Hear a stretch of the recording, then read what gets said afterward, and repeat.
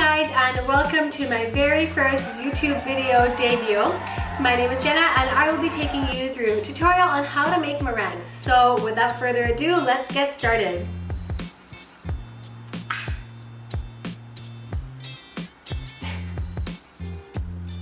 What you're going to need for this recipe is actually quite simple. You're going to need some egg whites and some sugar, a little bit of cream of tartar or tartar. I don't really know how you say it, but I'm going to say tartar. Okay, cream of tartar. And you're going to need a little bit of vanilla to make it taste delicious. So the first step is to crack your eggs. So you're going to need to separate the egg yolk from the egg white.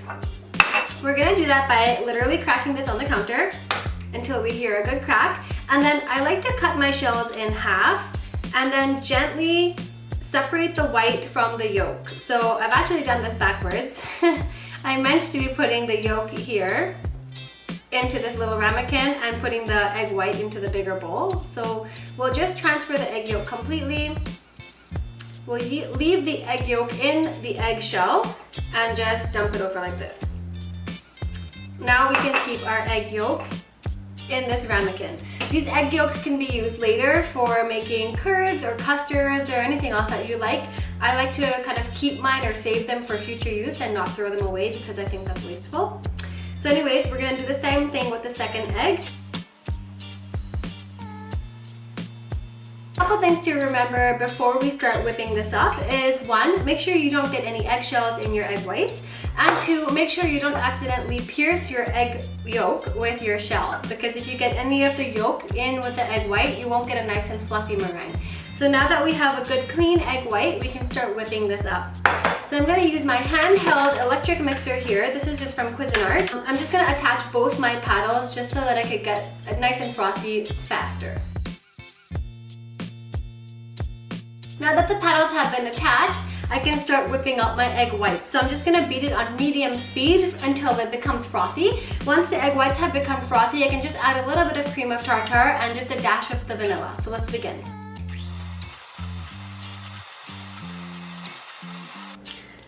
These are already looking a little bit frothy, so I'm just going to take a little bit of cream of tartar and just add a little bit in here. Just a sprinkle will do, and a little bit of vanilla as well. So I personally don't like to measure my vanilla, I just like to kind of add it in, but just remember not to add too much because too much liquid can disrupt your egg white. So just a little bit here. I'm going to do probably half a cupful, and there we go. Now we can continue whipping this up and we can slowly start adding our sugar.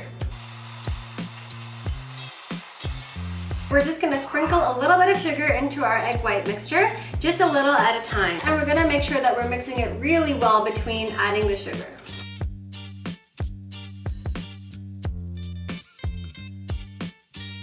I've added all my sugar into the egg whites and I've beat it up. If you want completely white meringue, then definitely don't add any of this dark vanilla. A substitute you could use is to use clear vanilla, or you could just opt out of using vanilla altogether. At this point in the mixing process, we have something called soft peaks. So they're still quite jiggly and loose, but to have a good stable meringue, we want to have a nice stiff peak. So what we're going to do is keep mixing this until it becomes a stiff peak.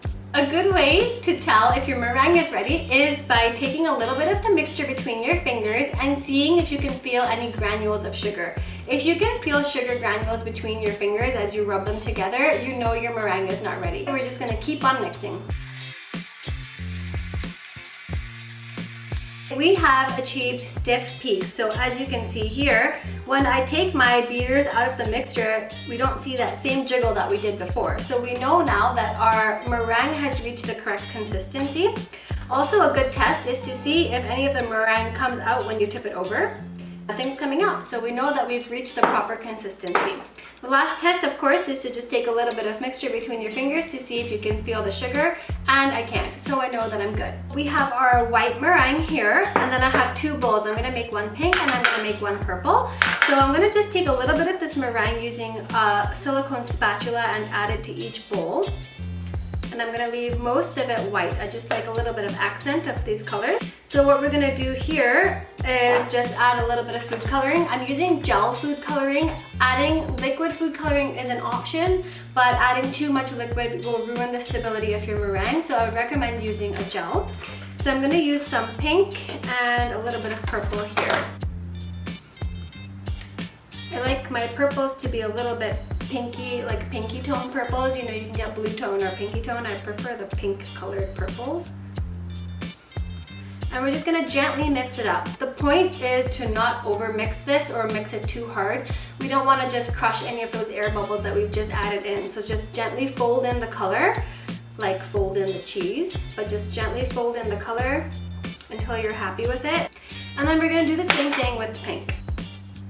And then mix it up. I'm gonna use the same spatula because they're roughly the same tone. Now I'm gonna prepare my piping bags with the piping tip. You're gonna need one piping bag for each color. So I have here 3 disposable plastic piping bags. These are just the Wilton brand. And then I have 3 tips. So I'm using the 1M star tip. And then oh my gosh, I just dropped it in there, okay. So I have the 1M star tip here, and I also have the Wilton number 32 tip just to add a little bit of extra texture. So I'm just gonna snip off the top of this bag here and then fit my tip inside. I didn't cut enough of this bag off, so as you can see, the tip doesn't go completely through the edge, and I still have a little bit of plastic kind of covering the edge of that tip.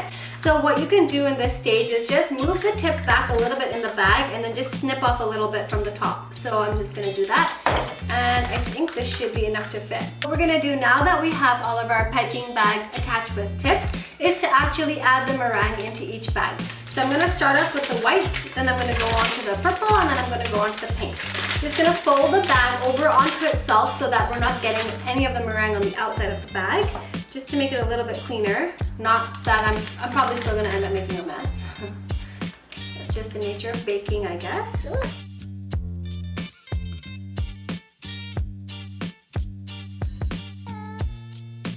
Now that we've put the meringue into the bag, we can start piping it onto our sheet. So what I have here is a baking sheet lined with a little bit of parchment paper because this is not a non-stick pan. So just starting off with the white, again, just do a simple rose with the meringue, and we're gonna apply an even pressure holding the bag at 90 degrees. And we're just gonna create a swirl, starting from the inside and moving around to the outside. So that is just a simple way to create a rose. And your meringue should be stable enough to hold its shape really nicely, but still soft enough to look pretty.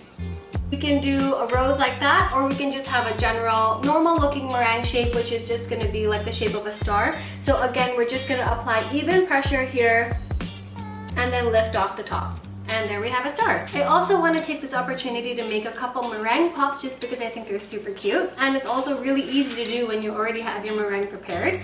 So I'm going to place a couple of these sticks down here on the middle of my baking sheet, and then I can start piping some designs.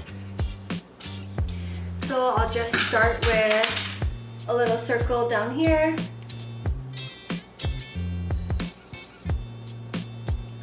I'll do one over here and one on this side here. We've got our main shape down, and then we have the colors. So I'll just start adding some colors.